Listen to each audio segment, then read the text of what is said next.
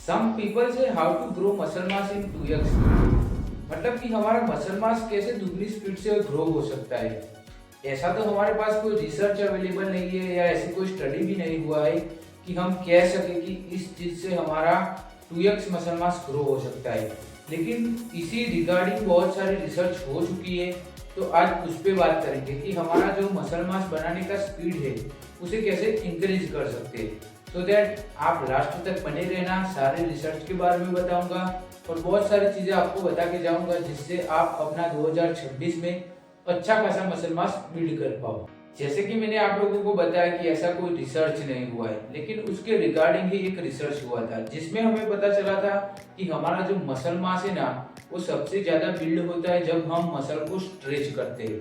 हाँ, जब हम मसल को जितना स्ट्रेच करते हैं उतना हमारा मसल मास बनने का जो कैपेसिटी है वो इंक्रीज होता जाता है। तो यहाँ से हमें क्या पता चलता है कि कोई सा भी मूवमेंट जब हम परफॉर्म कर रहे हैं तब हमारा स्ट्रेच पोजीशन बहुत ज्यादा मैटर करता है कि हम कितना स्ट्रेच कर रहे हैं, कितना मसल को ओपन अप कर रहे हैं, वो मैटर करता है। वहां आपका सबसे ज्यादा मसल बिल्ड होता है, ऐसा रिसर्च ने प्रूव किया है। चेस्ट में आपको पता ही है कि एक कॉन्सेंट्रिक मोशन होता है जिसे हम लोग प्रेस कहते हैं। दूसरा मोशन होता है हमारा स्ट्रेच बेस जिसे हम फ्लाई कहते हैं। तो जब हम लोग प्रेस करते हैं तब हमारा जो मसल मास बिल्ड होता है, वैसे जब हम लोग फ्लाई करते हैं तब हमारा मसल मास बिल्ड होता है। उसका जो रिसर्च हुआ था उसमें हमें पता चला कि जब हम फ्लाई मूवमेंट कर रहे हैं, जब हम चेस्ट को स्ट्रेच कर रहे हैं तब हमारा मसल मास ज्यादा बिल्ड हुआ। हाँ मेरे भाई, तो रिसर्च ने प्रूव कर दिया है कि जब हमारा मसल मास स्ट्रेच होता है तब हमारा मसल मास इंक्रीज होता है। तो आपको अपने वर्कआउट में स्ट्रेच मोशन वाली एक्सरसाइज को ऐड करना है, उन पे फोकस करना है और उसके साथ उनकी सही फॉर्म एंड टेक्निक को सीखने के बाद आपको सही वेट के साथ, सही तरीके के साथ अच्छा खासा स्ट्रेच करना है। ये प्रोटोकॉल सारी मसल पे वैलिड है कि आप कितना स्ट्रेच कर रहे हो। ये जो रिसर्च हुआ है सारी मसल्स पे हुआ है और सारी मसल्स में हमें देखने को मिला है कि जब हम लोग स्ट्रेच करते हैं तब हमारा ज्यादा से ज्यादा मसल मास बिल्ड होता है। सेकंड जो पॉइंट आएगा वो आएगा हमारा रेंज ऑफ मोशन, कि आपके पास कितना मोबिलिटी है, कितना फ्लेक्सिबिलिटी है, आप कितने रेंज ऑफ मोशन में मसल को ट्रेन कर रहे हो। वो भी मैटर करता है आपकी मसल मास की स्पीड पे, कि आप कितने स्पीड से मसल मास ग्रो करोगे। आप इमेजिन कर सकते हैं कि जब कोई बंदा स्क्वाट कर रहा है तो वो 19 डिग्री तक ही जा रहा है, मतलब फ्लोर के पैरेलल ही जा रहा है, तब वो उस लेवल का स्ट्रेच नहीं कर पा रहा है, उस लेवल का रेंज ऑफ मोशन उसके पास अवेलेबल नहीं है। तो वो सिर्फ क्वाड्रेटर को ही मेनली टारगेट कर पाएगा। लेकिन वर्सेस कोई एक ऐसा पर्सन है जो पूरा डीप जा रहा है, डीप स्क्वाट परफॉर्म कर रहा है, कम वेट मारेगा थोड़ा लेकिन सही तरीके से और पूरा स्ट्रेच कर रहा है, तब वहां पे हमें हाइपरट्रॉफी ज्यादा देखने को मिलेगी क्योंकि रेंज ऑफ मोशन भी मैटर करता है। इसी तरह आप लेग प्रेस में भी देख सकते हो, लोग आधा आधा रेंज ऑफ मोशन करते हैं वर्सेस कुछ लोग पूरा डीप करते हैं। तो आपका जितना रेंज ऑफ मोशन अवेलेबल है वहां तक आपको जाना है, आपको अपनी मोबिलिटी एंड फ्लेक्सिबिलिटी पे काम करना है जिससे आपका रेंज ऑफ मोशन बढ़ पाए। और जब आपका रेंज ऑफ मोशन बढ़ जाएगा तब आपकी मसल मास ग्रो करने की स्पीड भी बढ़ जाएगी। थर्ड पॉइंट आता है हमारा कि कॉन्सेंट्रिक फेलियर अचीव ना करना। मैंने लोगों को देखा है सेट ऐसे ही छोड़ के चले जाते हैं, स्क्वाट मारते हुए हंसते हंसते बाहर निकलते हैं वो लोग, तो वैसे तो मसल मास ग्रो नहीं करेगा। आपको कॉन्सेंट्रिक फेलियर तक पुश करना पड़ेगा। आप चाहो तो एक रेप रिजर्व में रह सकते हो, लेकिन पर्सनली मैं अपना एडवाइस दूं तो भाई मैं इतने सालों से कर रहा हूँ लेकिन मुझे कभी अंदाजा नहीं आया है कि ये मेरा आखिरी रैप होगा और उससे पहले मैं रुक जाऊँ।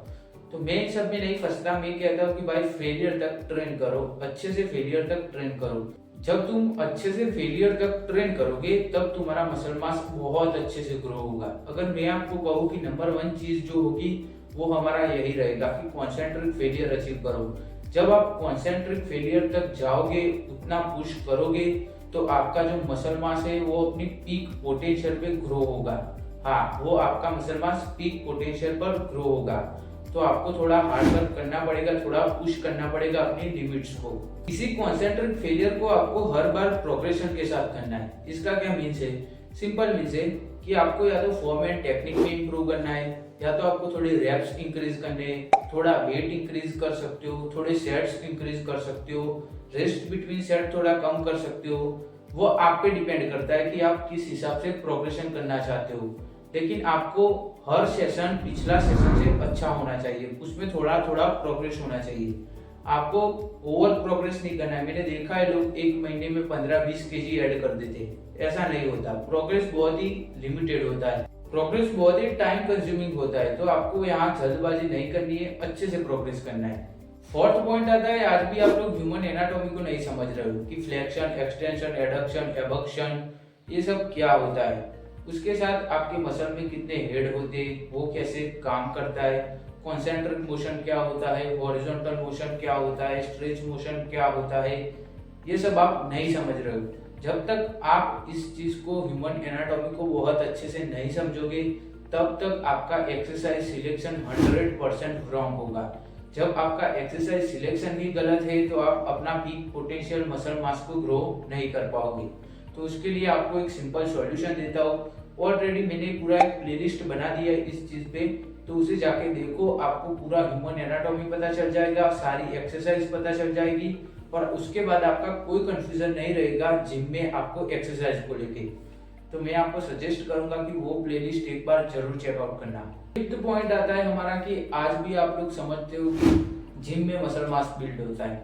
नहीं मेरे भाई, जिम में मसल टूटता है, ब्रेक डाउन होता है। जब आप घर आके फूड कंज्यूम करते हो तो बॉडी के पास एक लेवरेज होता है उसे रिकवर करने का, लेकिन रिकवरी आपकी बॉडी स्लीप के दौरान करती है। जब आप 7 से 8 घंटा अच्छी क्वालिटी का सोओगे तब आपका मसल मास रिकवर होगा। जिम में आप अच्छे से पुश कर रहे हो, सब कुछ कर रहे हो, लेकिन आपको रिजल्ट नहीं मिल रहे, तो कहीं ना कहीं आपका डाइट या स्लीप ऑन पॉइंट नहीं है, तो उसे थोड़ा अच्छा करने पे फोकस करो। High quality protein rich food consume करो, उसके साथ आपको अच्छे से सोना भी है, कैलोरीज क्या होता है, प्रोटीन, कार्ब, फैट क्या होता है, ये भी आपको थोड़ा पढ़ना पड़ेगा, थोड़ा सीखना पड़ेगा। जब आप लोग ह्यूमन एनाटॉमी और न्यूट्रिशन को बहुत अच्छे से समझ जाओगे, जिसमें कोई ज्यादा टाइम नहीं लगेगा आपका, मैंने पूरा सब कुछ बता रखा है मेरी पिछली वीडियोस में, तो आप जाके उसे भी चेकआउट कर सकते हो। तो आपको सब कुछ एक बार अगर समझ गए तो आपका मसल मास मैं लिख के देता हूँ बहुत अच्छे से ग्रो करेगा। जब तक आप अच्छी क्वालिटी का इनपुट नहीं डालोगे तब तक आप अच्छी क्वालिटी का आउटफिट भी इमेजिन नहीं कर सकते। तो मैं आपको यही सजेशन देना चाहूंगा कि इन रिसर्च पे थोड़ा काम करो, अपनी एक्सरसाइज सिलेक्शन पे थोड़ा काम करो, न्यूट्रिशन को थोड़ा समझो, ह्यूमन एनाटॉमी को समझो। ये सारा नॉलेज आप 10 से 15 दिन में ले सकते हो। उसके बाद आप सेल्फ कोच बन जाओगे और आपको भी पता चल जाएगा कि रियल तरीका क्या होता है मसल मास बिल्ड करने का। डिस्क्लेमर देना चाहूंगा कि ये जो भी मैंने इंफॉर्मेशन बताई, तब तक आपको ये रिजल्ट नहीं दिखेंगे जब तक आप इसे टाइम नहीं दोगे। 6 से 8 महीने का टाइम दो, इस इंफॉर्मेशन को फॉलो करो, तब जाके आपको अंदाजा आएगा कि आपने किस लेवल का मसल मास बिल्ड किया है। ऑप्टिमल एक्सरसाइज भी मैं आपको बताऊंगा, तो सब्सक्राइब कर लेना चैनल को, जिससे आप वो वीडियो मिस ना करो और अपना मसल मास 2x स्पीड पे ग्रो करो। फिर भी अगर आपका कोई कंफ्यूजन रहता है तो नीचे कमेंट कर सकते हो, और इन्फॉर्मेशन अच्छा लगा है तो लाइक, सब्सक्राइब एंड शेयर करने के बारे में भी सोच सकते हो।